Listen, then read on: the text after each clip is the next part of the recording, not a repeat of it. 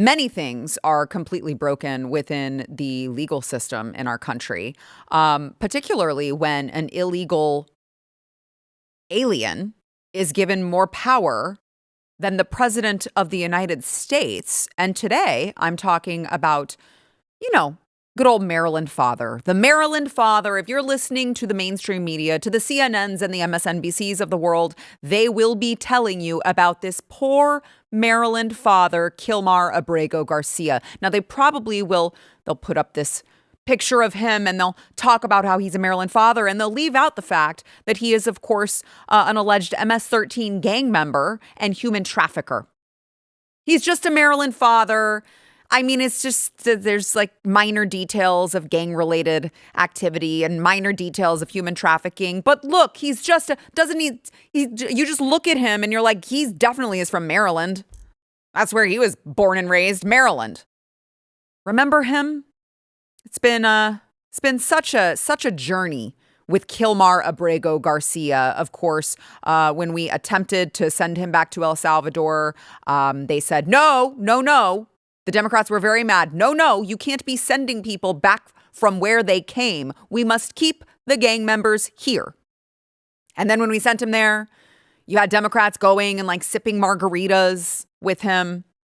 It's been a long journey with Kilmar Abrego Garcia, but he, of course, was released from immigration detention yesterday back into the United States. And federal judge Paula Zinese, I don't know how you say that.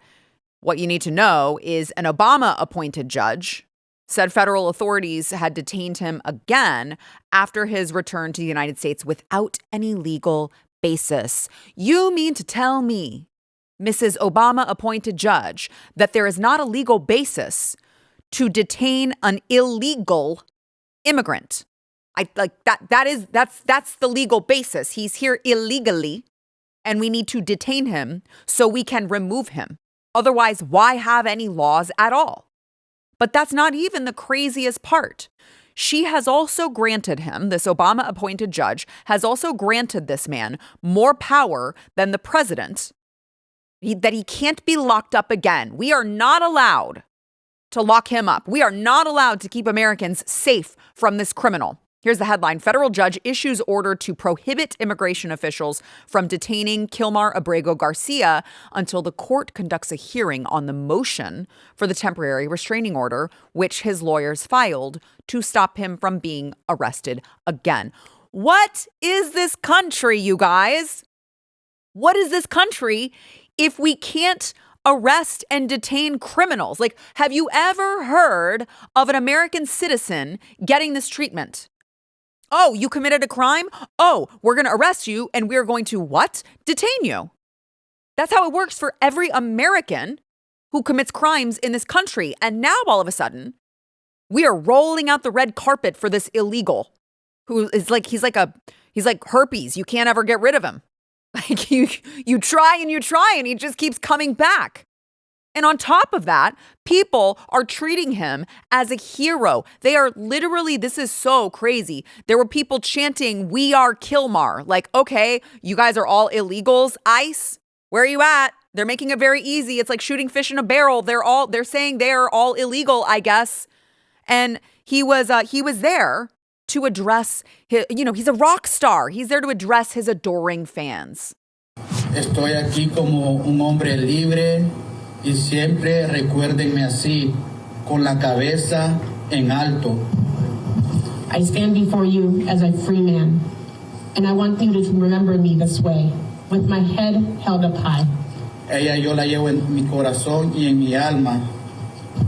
I thank God for all the freedom fighters he has put in my life. Oh, the freedom fighters. My life partner and wife, Jennifer. Mm-hmm. Even though she is not here today, I know she is with me in spirit. Sure. So he can't even speak English because, I mean, duh. Like, why would he do that? Why would he try to speak English? We make it so easy for him not speaking English. He gets to hold press conferences with his adoring fans while not speaking English and being illegal. Why would he learn English? Now, I find it very strange that they mentioned his wife isn't there. I mean, he is a very loving, doting Maryland father. It's kind of weird.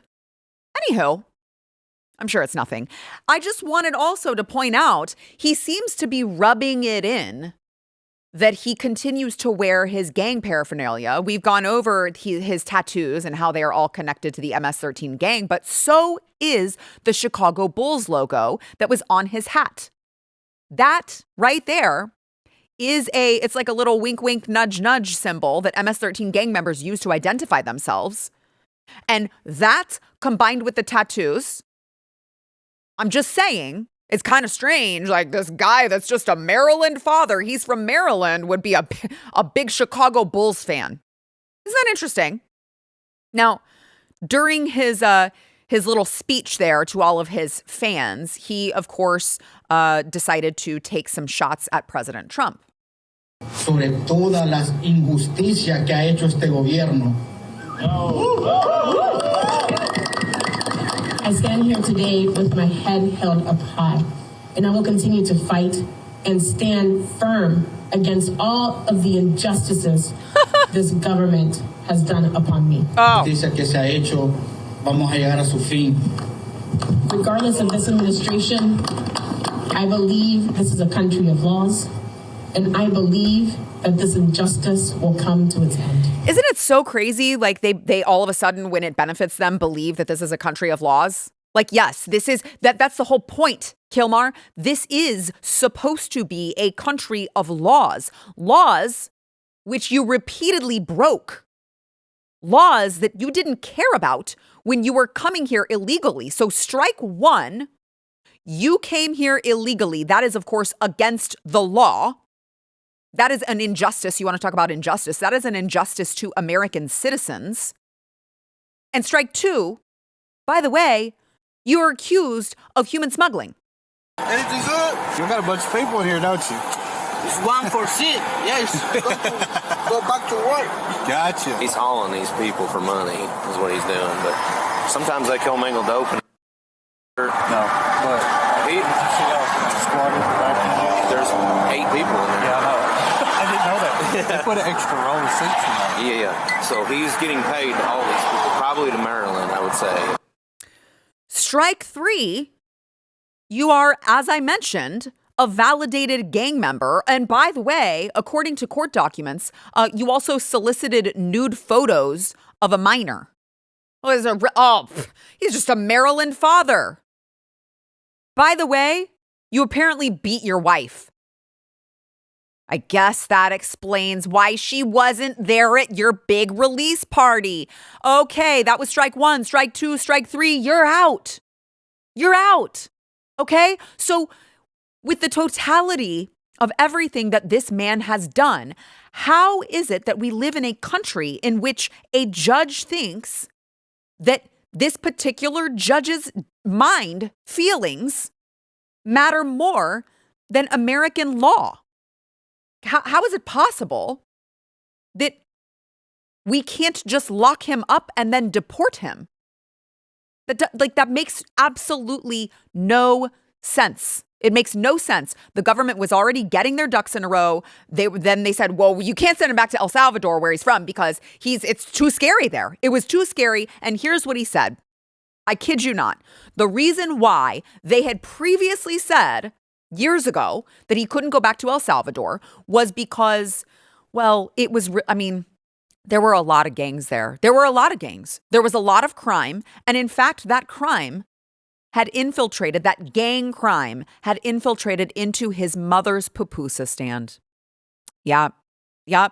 These gang members, they were just terrorizing his innocent mom for no reason, I'm sure. I'm sure it had nothing to do with the fact that he was, of course, in a gang.